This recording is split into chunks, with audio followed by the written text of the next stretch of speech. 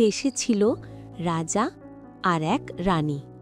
কি সুন্দর রাজ্য তাদের! চারিদিকে ফুলে ফুলে ভরা বাগান, পাখির কলকাকলি, সোনার প্রাসাদ ঝলমল করছে রোদে। কিন্তু হায়, সুখের একটিই অভাব, তাদের কোনো সন্তান নেই। রানী সারাদিন কাঁদে, রাজা তার চোখের জল মুছে দেয়। কত মানত, কত ব্রত, কিছুই ফল হয় না। একদিন রানী বাগানে বসে কাঁদছে। হঠাৎ আকাশের দিক থেকে ঝড়ের মতো এক জাদুকরী বুড়ি নেমে এলেন। চুল সাদা, চোখে ঝিলিক। বললেন, কি রে রানী, এত কাঁদছিস কেন? রানী কাঁদতে কাঁদতে সব খুলে বলল। বুড়ি হেসে বলল, তাই নাকি? তাহলে শোন, আমি তো দুঃখ ঘোচাবো, কিন্তু মনে রাখিস, মমতা রাখিস, তাহলেই জাদু কাজ করবে।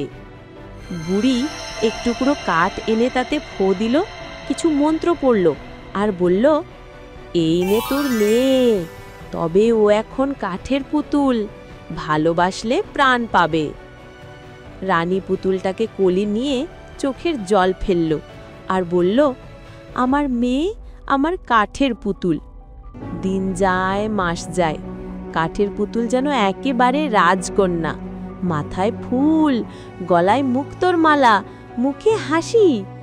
রানীটাকে সাজায়, খাওয়ায়, গল্প করে, গান শোনায়। একদিন দূরের রাজ্য থেকে এক রাজপুত্র এলো। রাজপ্রাসাদে ঢুকে সে পুতুলটিকে দেখে তো যেন দেবকন্যা বসে আছে। রাজপুত্র চেয়ে থাকে। সে রোজ আসে ফুল নিয়ে, গান গায়, কবিতা পড়ে, আর কাঠের পুতুল চুপচাপ বসে থাকে। কিন্তু রাজপুত্রের ভালোবাসা ছিল একেবারে সত্যি। এক রাতে পূর্ণিমার চাঁদ উঠেছে।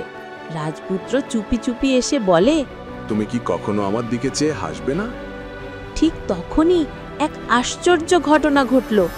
হাওয়া দুলে উঠল, ফুল নড়ল, আর কাঠের পুতুলের ঠোঁট নড়ল। হাসবো তো, তুমি কি আমায় সত্যি ভালোবাসো? রাজপুত্র অবাক, পুতুলটা এখন জীবন্ত, তার চোখে জল, মুখে হাসি, গলায় কথা। রানী দৌড়ে এলেন, দেখলেন তার কাঠের মেয়ে এখন সত্যি মানুষ হয়ে গেছে। সেই আনন্দে রাজ্যে বাজনা বাজলো, আলো জ্বালানো হলো, নাচ গান হলো 3 দিন 3 রাত ধরে।